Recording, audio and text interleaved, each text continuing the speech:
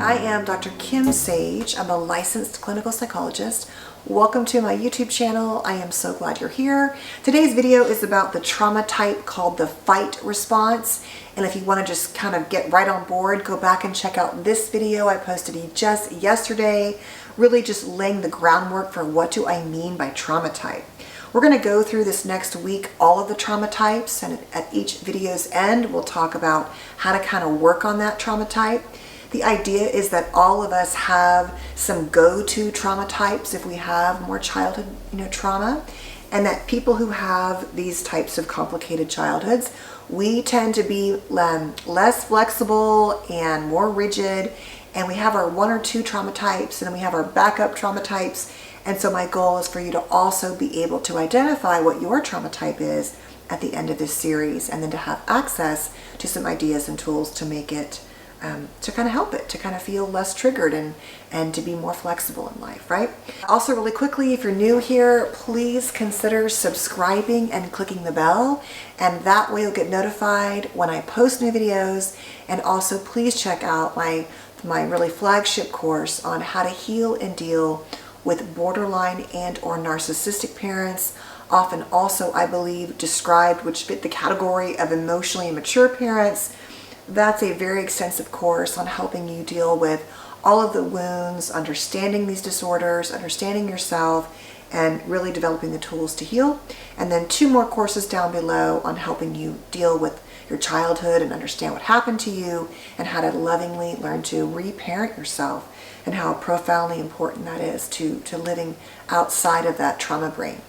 Now, let's get into what the fight response is.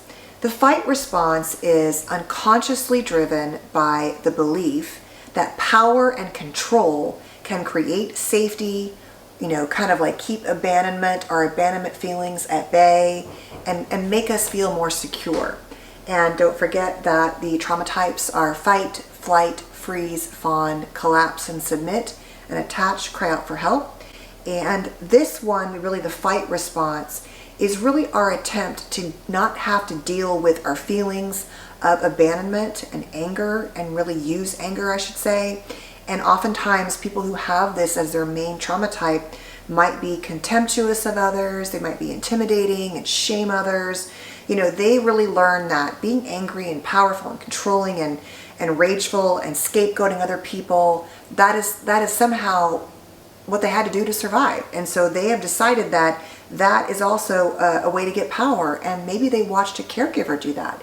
Even if it was like low-key narcissistic power, all the way to very rageful narcissistic power, or untreated borderline, where even though the borderline person was rageful and then very forgiving and loving, what they learned was that when they were rageful and angry, they got what they wanted. And what ends up happening is that they often see themselves and have to kind of connect to being perfect, because they really can't see that what they're doing is actually not healthy and helpful, and that anger actually pushes people away, and that this defensive way of being is not a healthy adaptation. They have to kind of keep that out of their mind, right? And so, because if you really let yourself feel that, you know that being an angry, rageful, controlling person is not a great way to go through life, not just for you and your body and nervous system, but for everybody else, right? It just doesn't feel good to be on the other end of that.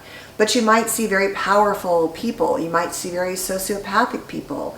This one really holds, the group of people who have learned to dominate. That is what they're trying to do.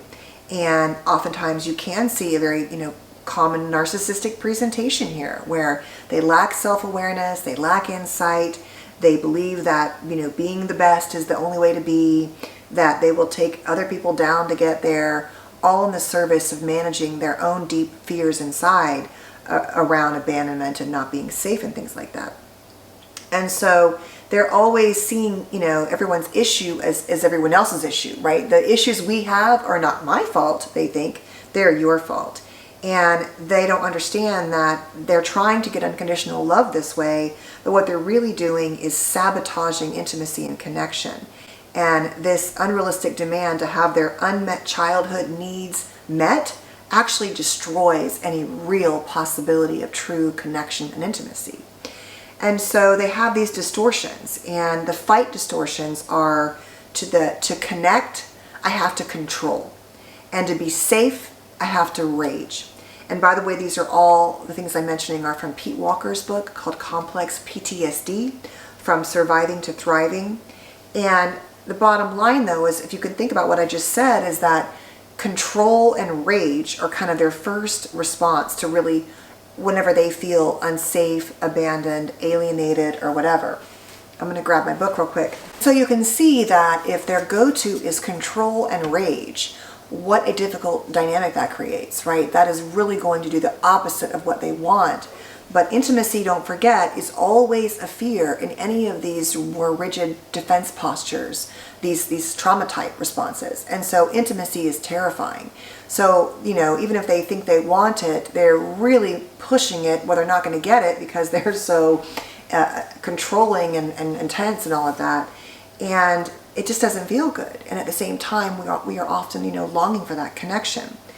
Now, let's talk about for a minute before I go into kind of how to help heal, this is your response, that there are some certain dynamics we see, according to Pete Walker's book, around this part of a person's functioning if they are in the fight dynamic, right? If that is their go-to primarily. What we see here is narcissism when it's sort of left unmanaged and when it plays out, because if you think about it, like I said, they're not really focused on how they're affecting others in their attempts to be in power and control. We can see explosiveness, controlling behavior, entitlement, a type A personality, right, in control, always right, a bully, right, no self-awareness, and I'm entitled to however I want to treat you, autocrats, demanding perfection in self and others. We can see sociopathic behavior and conduct disorder. Because if you think about the root of all of these, what I just mentioned, these detrimental characteristics, as Pete calls them, they're really rooted in power, rage, control, perfectionism, not seeing the self's behavior, and feeling entitled and justified to taking whatever you want to get there. Now, this doesn't mean that if fight is your go-to response that you are a bad person anyway. Of course, it may mean you are somewhere on the spectrum of a disorder that is, you know, hard to treat or not okay, but I'm not really talking to those of you who are there because my belief is that most of you aren't watching these videos. I'm talking, though, to those of you who go, oh God, you know what? I do tend to do that. It is really hard for me to see my role in things, and I do tend to just, because of my childhood, I just want to fight back and push back, and so this next section here is really for you, right? This is to help you, assuming that you have enough self-insight, and don't forget, we need some insight to be able to change. If we can't have self-awareness and say, yeah, I don't like that behavior, I don't like how I felt about that, or I don't like how I handled that, or yeah, that's not a good pattern, I need to work on that. We're not going to be in therapy, we're not going to read books, we're not going to watch videos like this, right? We're not going to change, we're not going to listen to podcasts, but let's assume that you have some awareness. And so what do you need to do? Number one, you want to begin to try to become more aware of how you impact others and understand that what you're doing when you act that way is alienating, and it continues to make you feel abandoned and not cared for, because what are you doing? You are pushing people away. And so, you know, maybe starting to reflect on people's facial expressions when you're yelling at them, or what you feel in your body, instead of dissociating or numbing out or trying to tell yourself you were justified, to try to say, okay, even though I feel justified, I wonder what it felt like for them when I responded that way.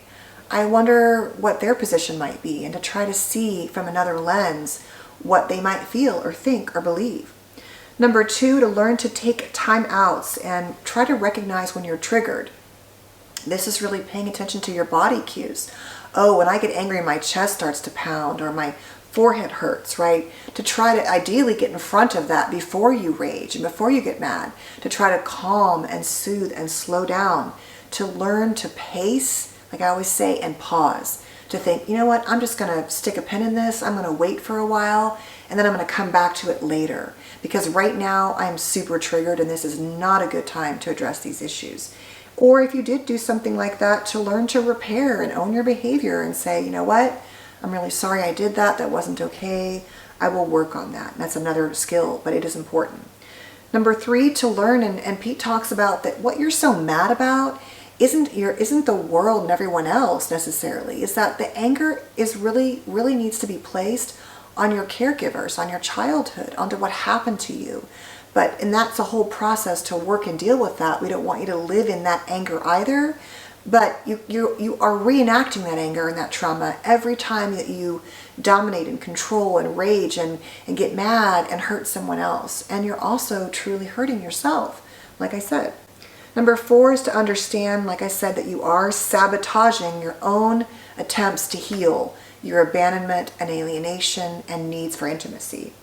Number 5, to work on becoming more flexible and adaptive, to challenging yourself when you decide things are right or wrong. Oftentimes with borderline parents and narcissistic parents, we've been very much exposed to splitting, where everything is right or wrong, black or white, good or bad. And so we can often do that to ourselves. We are good or bad, or our choices are good or bad. And I say this all the time, but I really believe that the majority of life is in the gray area. And we have to learn, when we're more flexible thinkers, to kind of flow more, to kind of understand that even though I have a belief about something, so do you. Now, I don't have to be friends with you if I don't like that belief, but I have to get the fact that that is your choice, right? And maybe you believe that for your own childhood because of your own childhood wounds. Well, that's a gray example, right? Because I'm saying, well, I don't like the way you think about that, but maybe your life hasn't provided opportunities for you to believe differently. Or maybe you're dysfunctioning in your attachment system, and that's not one I want to be friends with, but I can see that, as opposed to you're just a bad person, right? And number 6 is to develop and expand your mindfulness about the needs, rights, and feelings of those, especially people who you want to have good relationships with. And that kind of connects to what I said earlier, but it's really about seeing that you are not right all the time. You're not. I got news for you. You're not. You're not justified. You're not right. You don't know everything. There is room to learn and grow, and to be more mindful of when you're doing that kind of behavior, and to work on integrating and developing gentler, more broad perspectives around how you see yourself and others, because we're all annoying. We're all imperfect. We're all going to make mistakes. And you are not exempt from that, right? No matter what. And I get it. Maybe this was the way you survived. You had to fight. And we don't want to take that completely away from you either. But to just have that be your go-to, I can promise you, is not going to serve you in the world. It is a very difficult, lonely, and stressful place to be. And eventually, everyone around you who tried to love you will eventually walk away, because nobody wants to be on the receiving end or dumping ground of perfectionism, control, narcissistic behavior, narcissistic abuse or judgment, right? Any of that, or just uncontrolled emotional rage and entitlement, things like that. So that was the fight type. That's a tough one to talk about, and probably a hard one to look at if that one is your primary one. My guess is that's not your only one, and so at other times you use other responses, and we are going to talk about those the rest of the week. So thanks so much for being here. Please stay safe and well, and I will see you guys tomorrow. Take care. Bye.